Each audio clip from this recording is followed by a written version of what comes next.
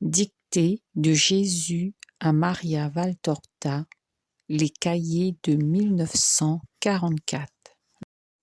La vision de Maria Valtorta de Dieu suite à la prise de l'Eucharistie. On est toujours sur la dictée du 10 janvier 1944 et Maria Valtorta écrit cela pour son confesseur. Je vais essayer d'être très précise et claire pour vous décrire ce que la communion m'a apporté. Vous savez déjà que je suis heureuse, mais vous ne connaissez pas le bonheur et la vision joyeuse qui m'a été accordée à partir du moment de l'union eucharistique. Ce fut comme un tableau qui m'était dévoilé petit à petit, mais ce n'était pas un tableau, c'était de la contemplation. Je me suis recueillie pendant une bonne heure, sans autre prière que cette contemplation qui me transportait au-delà de la terre. Cela a commencé aussitôt après avoir reçu l'hostie sainte, et je crois qu'il ne vous a pas échappé que j'étais lente à répondre et à saluer. J'étais déjà enveloppée.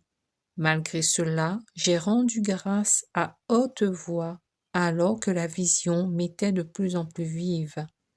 Ensuite, je suis restée tranquille, les yeux fermés, comme si je dormais. Mais je n'ai jamais été aussi éveillée de tout mon être qu'à ce moment-là. Encore maintenant que j'écris, la vision perdure, bien qu'elle soit dans sa phase finale. J'écris sous le regard d'une foule d'êtres célestes qui voient, comme je dis, uniquement ce que je vois, sans ajouter de détails ou modifier quoi que ce soit. Voici la vision.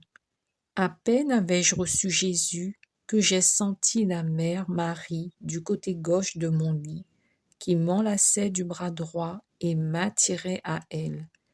Elle portait son vêtement et son voile blanc, comme dans la vision de la grotte en décembre. Je me suis sentie en même temps enveloppée d'une lumière dorée. Cette couleur dorée était d'une douceur impossible à décrire, et les yeux de mon esprit en cherchaient la source que je sentais couler sur moi d'en haut.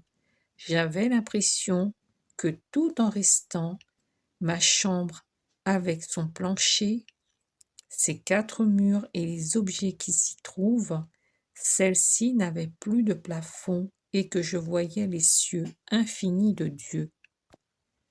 Suspendue dans les cieux, la divine colombe de feu se tenait perpendiculairement au-dessus de la tête de Marie, et par conséquent au-dessus de ma tête, puisque j'étais joue contre Marie. L'Esprit Saint avait les ailes ouvertes et il se tenait debout, en position verticale. Il ne bougeait pas, mais il vibrait, et à chaque vibration, il y avait des vagues, des éclairs et des étincelles de splendeur qui se dégageaient. Un cône de lumière dorée sortait de lui, dont le sommet partait de la poitrine de la colombe et dont la base nous recouvrait. Marie et moi, nous étions réunis dans ce cône, sous ce manteau, dans cette étreinte de lumière joyeuse. Cette très vive lumière n'était pourtant pas éblouissante, car elle communiquait aux yeux une force nouvelle qui augmentait à chaque éclat qui se dégageait de la colombe, accroissant sans cesse l'éclat qui existait déjà à chacune de ces vibrations. Je sentais mes yeux se dilater jusqu'à acquérir une puissance surhumaine, comme si ce n'étaient plus des yeux de créature, mais d'esprit déjà glorifié. Quand j'atteignis la capacité de voir au-delà, grâce à l'amour enflammé suspendu au-dessus de moi, mon âme fut appelée à regarder plus haut. Alors, contre l'azur plus pur du paradis, Je vis le Père distinctement, bien que les traits de sa figure soient d'une lumière immatérielle. Il était d'une beauté que je ne tenterai pas de décrire, car elle surpasse les capacités humaines. Il m'apparaissait comme s'il était sur un trône. Je parle de cette manière parce qu'il se présentait assis avec une infinie majesté. Toutefois, je ne voyais pas de trône, de fauteuil ou de dais, rien qui ait la forme terrestre d'un siège. Il m'apparaissait de mon côté gauche, dans la direction de Jésus crucifié, juste pour donner une indication, et donc à droite de son Fils, mais à une hauteur incalculable. Je voyais cependant ces traits si lumineux dans leurs moindres détails. Il regardait en direction de la fenêtre, toujours pour donner une indication de différentes positions. Son regard exprimait un amour infini. Je suivis son regard et je vis Jésus, non pas le Jésus maître que je vois habituellement, mais Jésus comme roi. Il était vêtu de blanc, mais son vêtement était lumineux et extrêmement blanc, comme celui de Marie. Cet habit semblait fait de lumière. Il était extraordinairement beau, vigoureux, imposant, parfait, resplendissant. De la main droite, il était debout, il tenait son sceptre, qui est aussi son étendard. Il s'agissait d'une longue hampe, presque une crosse, mais encore plus haute que mon Jésus déjà très grand. Elle ne se terminait pas par la boucle de la crosse, mais par une hampe transversale formant ainsi une croix, d'où pendait une bannière soutenue par la plus courte des hampes. Cette bannière était en soie, une soie blanche très lumineuse, faite de cette façon, et marquée d'une croix pourpre sur les deux côtés. Sur la bannière, il est écrit Jésus-Christ. En mots de lumière, presque comme s'ils étaient écrits avec des diamants liquides. Je vois bien les plaies de ses mains, puisque celle de droite tient la hampe en haut vers la bannière, et la seconde montre la plaie du côté, dont je ne vois pourtant rien d'autre qu'un point très lumineux, d'où sortent des rayons qui descendent vers la terre. La plaie de la main droite se trouve du côté du poignet et ressemble à un rubis resplendissant, de la largeur d'une pièce de 10 centimes. Celle de la main gauche est plus centrale et plus grande, mais elle s'allonge un peu vers le pouce, comme ceci. Elle brille comme des rubis éclatants. Je ne vois pas d'autre blessure. Au contraire, le corps de mon Seigneur est très beau et totalement intact. Le Père regarde le Fils sur sa gauche, le Fils regarde sa mère et moi. Mais je vous assure que s'il ne me regardait pas avec amour, je ne pourrais soutenir l'éclat de son regard et de son aspect. Il est véritablement le roi de terrible majesté dont on parle. Plus la vision se prolonge et plus augmente ma faculté de percevoir les moindres détails et de voir toujours plus loin autour de moi. Effectivement, après quelque temps, je vois Saint Joseph près de l'angle où se trouve la crèche. Il n'est pas bien grand, plus ou moins comme Marie, robuste. Il a les cheveux grisonnants, bouclés et courts, et une barbe taillée au carré. Son nez est long et fin, aquilin. Ses joues sont creusées de 2 rides qui partent des angles du nez et descendent se perdre du côté de la bouche, dans la barbe. Ses yeux sont noirs et semblent très bons. Je retrouve en lui le bon regard plein d'amour de mon père. c'est son visage tout entier qui est bon, pensif, sans être mélancolique, digne, mais avec une telle expression de bonté. Il est vêtu d'une tunique bleu violacée, comme les pétales de certaines pervenches, et il porte un manteau couleur poil de chameau. Jésus me le montre en me disant « Voici le patron de tous les justes ». Puis la lumière appelle mon esprit de l'autre côté de la chambre, autrement dit vers le lit de Martha, et je vois mon ange gardien. Il est à genoux, tourné vers Marie, qu'il semble vénérer.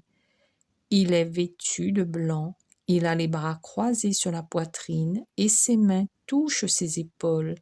Il courbe la tête si bien que je vois peu de choses de son visage. Il a une attitude de profond respect. Je vois ses ailes, belles, longues, très blanches, pointues.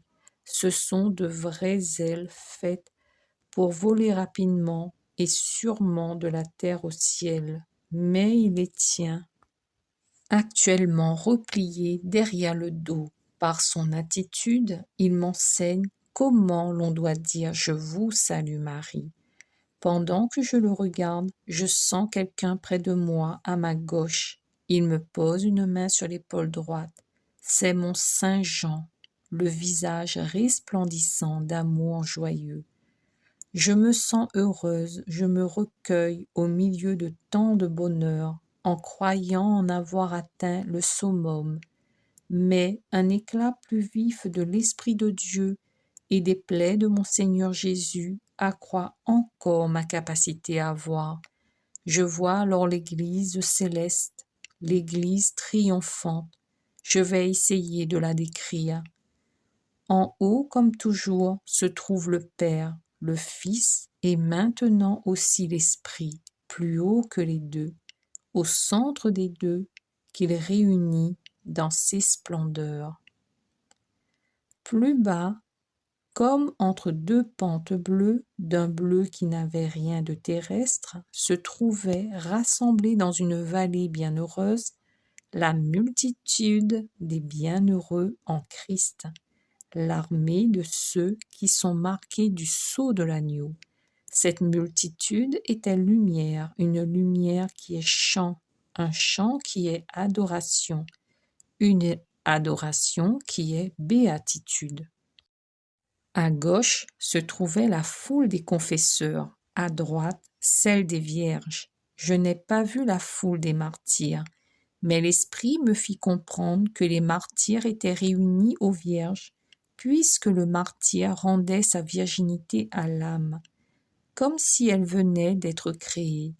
Tous paraissaient vêtus de blanc, les confesseurs comme les vierges, du même blanc lumineux que les vêtements de Jésus et de Marie. De la lumière se dégage du sol bleu et des parois bleues de la sainte vallée, comme s'ils étaient en saphir flamboyant. Les vêtements tissés de diamants émettent de la lumière sur tous les corps et les visages spiritualisés sont lumière. Je vais maintenant m'efforcer de vous décrire ce que j'ai remarqué dans les différents corps.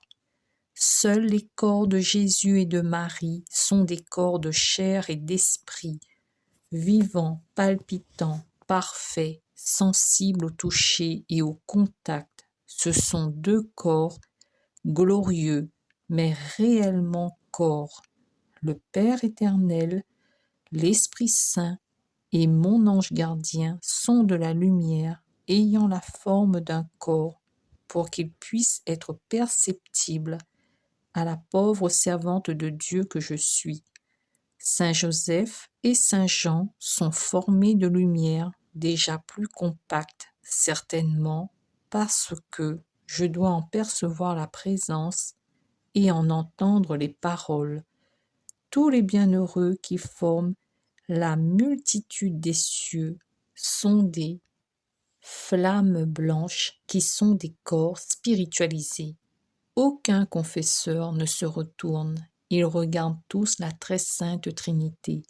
Quelques vierges se tournent, Je discerne les apôtres Pierre et Paul, car même s'ils sont lumineux et vêtus de blanc comme tous, leur visage est plus facile à distinguer que les autres. Ce sont des visages typiquement hébraïques. Ils me regardent avec bienveillance, heureusement.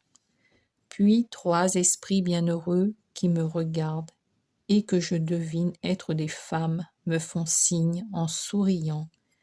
On dirait qu'elles m'invitent. Elles sont jeunes. Tous les bienheureux me semblent d'ailleurs avoir le même âge. Ils sont jeunes, parfaits et d'une égale beauté. Ce sont des copies de Jésus et de Marie en plus petit. Je ne puis dire qui sont ces 3 créatures célestes, mais comme 2 d'entre elles portent des palmes et une seule des fleurs, les palmes sont l'unique signe qui distingue les martyrs des vierges. Je pense ne pas me tromper si je dis qu'il s'agit d'Agnès, de Cécile et de Thérèse de Lisieux. Ce que je ne saurais vous rapporter, malgré toute ma bonne volonté, c'est l'Alléluia de cette multitude. C'est un Alléluia puissant et pourtant doux, comme une caresse. Tout rit et resplendit de manière encore plus vive à chaque hosanna de la foule à son Dieu. La vision cesse alors et dans son intensité se cristallise sous cette forme. Marie me quitte et avec elle Jean et Joseph. La première prend place en face de son fils et les autres dans les rangs des vierges. Loué soit Jésus-Christ.